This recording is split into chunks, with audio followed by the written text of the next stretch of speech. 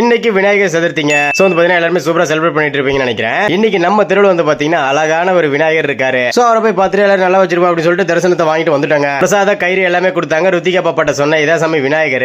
நம்ம எந்த கோயிலுக்கு போனாலும் ஃபர்ஸ்ட் விநாயகர் கும்பிட்டு தான் எல்லா சாமி கும்பிடுவோம். அதெல்லாம் தெரிஞ்சுக்கோ அப்படின்னு சொல்லிட்டு பாப்பாட்ட சொல்லி கொடுத்துட்டு 3 பேர் வீட்டுக்கு வந்துட்டாங்க. வீட்டுக்கு வந்த கையோட வந்து பாத்தீங்கன்னா மாவெளியில ரீதா வந்து பாத்தீங்கன்னா டெக்கரேட் பண்ணிட்டு இருக்காங்க. எதுக்குன்னா நம்ம வீட்லயே குட்டி பிள்ளையார் ஒண்ணு வாங்கி வச்சிருக்காங்க. சோ அவருக்கு பூஜை பண்றதுக்காக தான். விநாயகருக்கு தனியா உப்புலாம் போடாம சுண்டல் எடுத்து வச்சாச்சு. அடுத்து வந்து பாத்தீங்கன்னா உப்புலாம் போட்டு மஞ்சத்தூள்ல போட்டு சுண்டல் தாளிச்சு எடுத்துட்டு இருக்காங்க. விநாயகருக்கு பிடிச்ச சுண்டல் மாலை, எருக்கம்பூ மாலை, அருகம்புல்லு, கொள்ளுக்கட்டை எல்லாமே ரெடிங்க. ஒன் பை ஒன் பாத்தீங்கன்னா ரீதா இலையில வச்சிட்டு இருக்காங்க. ஓகே, நீங்களுமே உங்க தெருவுல உள்ள பிள்ளையார கும்பிட்டுருப்பீங்க. இந்த வீடியோ பிடிச்சா மறக்காம ஒரு லைக் தட்டி விட்டுருங்க. விநாயகருக்கு பிடிச்ச எல்லாத்தையும் வாங்கிட்டு ரீதாவுக்கு பூ வாங்க மறந்துட்டாங்க. நல்ல வேளை அவசரத்துக்கு ஒரு பிளாஸ்டிக் பூ செட் இருந்தது. அதுவும் ரீதா தன்னோட தலையில எடுத்து வச்சுக்கிட்டாங்க. அவசரத்துக்கு இந்த மாதிரி பிளாஸ்டிக் பூ கண்டிப்பா உங்களுக்கு யூஸ்ஃபுல்லா இருக்குங்க. சோ இந்த ப்ராடக்ட் வந்து பாத்தீங்கன்னா டாக் ப்ராடக்ட்ல கொடுத்திருக்கேன். மேல ரைட் சைடுல இருக்கு பாருங்க. அதை கிளிக் பண்ணி இந்த மாதிரி பிளாஸ்டிக் பூ வாங்கி வச்சுக்கோங்க. எமர்ஜென்சிக்கு யூஸ் ஆகும். ஓகே, இதே போல சூப்பரான ரிசல்ட் சந்திக்கலாம். Okay, by.